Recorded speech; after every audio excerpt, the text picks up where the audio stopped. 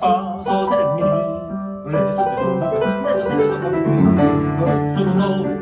re la si la re sol fa mi do si re sol fa do re fa fa re mi fa sol si mi re sol la si re sol sol re sol sol re la si la re sol fa do si do fa do re mi fa sol si sol la fa la sol fa si do sol fa mi do la do si do re mi fa re do si re sol fa mi do sol mi do re mi fa fa fa mi re la la si do re mi fa mi re si sol si re si re de mi re so si re mi re do re mi re do si do fa la fa mi re sol sol re la si la re sol fa mi do si do fa do re mi fa sol si sol la fa la sol fa si do sol fa mi do la mi do si la re la mi re mi la do si do sol fa mi do sol mi do re mi fa fa fa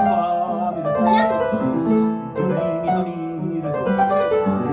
re si si de mi re so si re mi re do re mi re do si do sol fa sol sol re la si la sol fa mi do si do fa do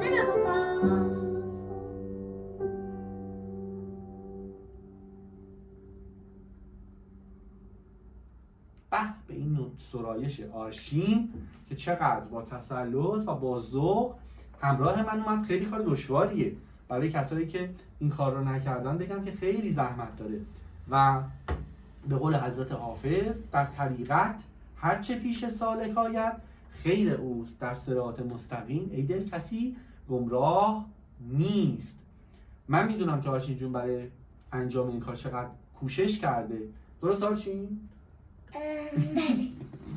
خب گفتگویی نداری؟ سپاس از استاد عزیز. سپاسگزارم از آرشین جان در 29/5/1399